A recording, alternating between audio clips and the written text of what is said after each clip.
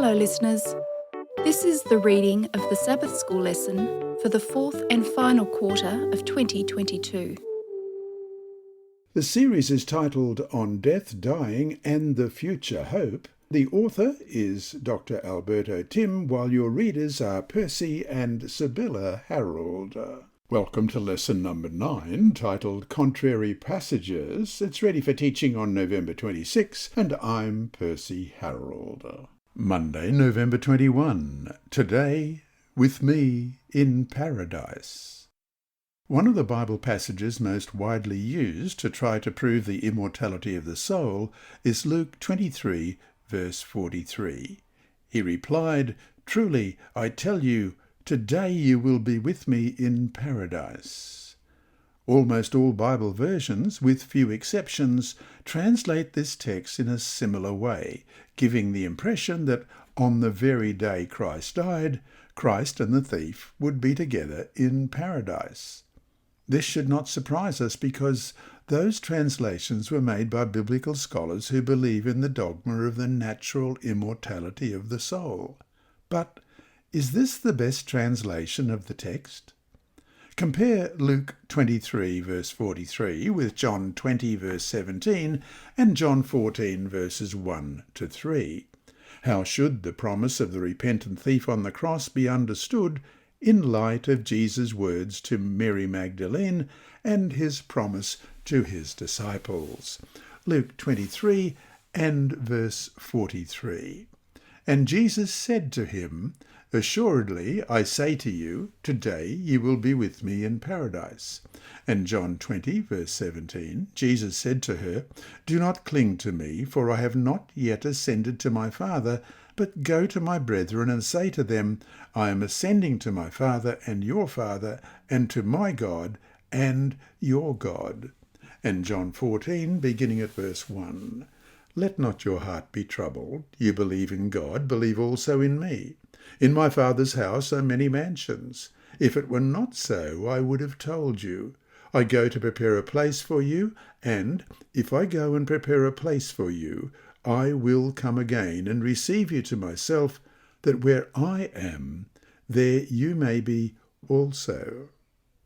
The assumption that Christ and the thief went on that same day to paradise or heaven contradicts Jesus' words to Mary Magdalene after his resurrection, which affirms that he had not yet gone to the presence of his Father in heaven, as we read in John 20, verse 17.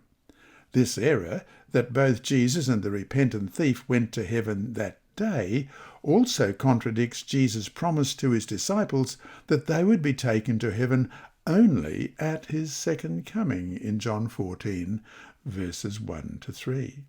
The issue in Luke 23:43 is whether the adverb today, the Greek word semeron, S-E-M-E-R-O-N, should be linked to the verb that follows it, to be, or to the verb that precedes it, to tell. Wilson Peroshi recognizes that from the grammatical standpoint, it is virtually impossible to determine the correct alternative. He writes in The Ministry Magazine, June 2003, page 7, titled "The Significance of a Comma, an Analysis of Luke 23:43, and he writes, "Luke, however, has a definite tendency of using this adverb with the preceding verb. This happens in 14 of the 20 occurrences of semeron in Luke and Acts." End of quote. So, the most natural reading of Luke 23:43 would be, "Truly I tell you today, you will be with me in paradise." In this case, the idiomatic expression, "I tell you today," emphasizes the relevance and solemnity of the statement, "You will be with me in paradise." In short, Jesus was promising him right then and there that he would be saved. And so to finish today, read the story of the repentant thief in Luke 23:39 to 43, who despite his sin, despite the fact that he had nothing to offer God, was promised eternal life by Christ. Luke 23, beginning at verse 39. Then one of the criminals who was hanged blasphemed him, saying, "If you are the Christ, save yourself and us." But the other, answering, rebuked him, saying, "Do you not even fear God, seeing you are under the same condemnation? And we indeed justly, for we receive the due reward of our deeds. But this man has done nothing wrong." Then he said to Jesus, "Lord, remember me when you come into your kingdom." And Jesus said to him, "Assuredly, I say to you, today you will be with me in paradise."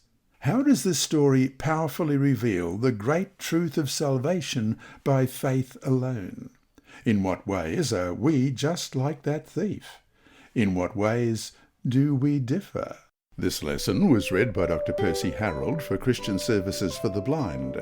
Sponsored by the Sabbath School Department and distributed through Hope Channel Australia, this podcast is also redistributed by Hope Channel Germany, Christian Record Services for the Blind. It is also available on SoundCloud and through multiple podcast distributors, including Apple iTunes. And you can listen and watch at the same time on YouTube. Remember, God is always faithful.